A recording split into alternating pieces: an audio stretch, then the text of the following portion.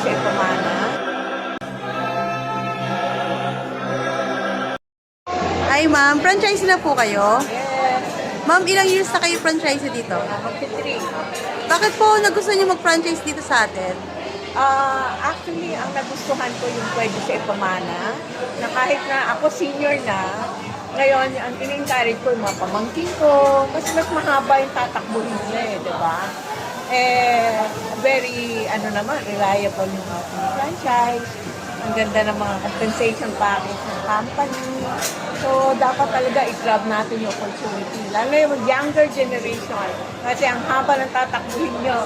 Ako na nag-goal setting ako, sabi ko kay coach, hanggang 10 years lang ako coach ha. Kasi senior na ako Pero yung younger, ang haba.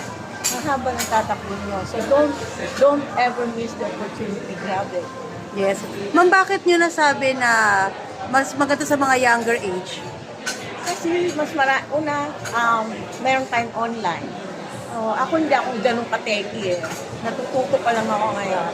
So yung mga younger, teki talaga sila. Hindi nga ako mag-TikTok Correct. So, di ba? Yung Facebook page ko, ang kulit-kulit na ni Coach, ba't wala kang pinopost? Kasi na, pinatamad ako minsan. But I'm sure yung mga younger ones, sipag-sipag nila dyan, di ba?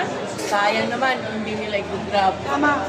By the way, ma'am, magkano ba franchise fee natin dito? Ako nung nakuha ko ito, 17,888 all in. Yeah. Kasama yung Shomai, kasama yung TikTok app, kasama yung JC. So imagine mo sa pagkukuha ng franchise na 17,888. So tatlong concept ng business, di ba? At ang food concept lang natin, apat. Apat na foods yan. So, bakit hindi mo i-grab? Plus, may opportunity ka pang maging card franchise kung gusto mo. Yeah. Diba? Hindi lang kada online, pwede kang mag-community franchise, pwede ka pang mag-food card franchise. Diba? At nagiging global na tayo sa ating JC Premier. So, as I said, talagang huwag niyong palagpasin. Sayang na sayang. Thank you, ma'am. Thank you for sharing.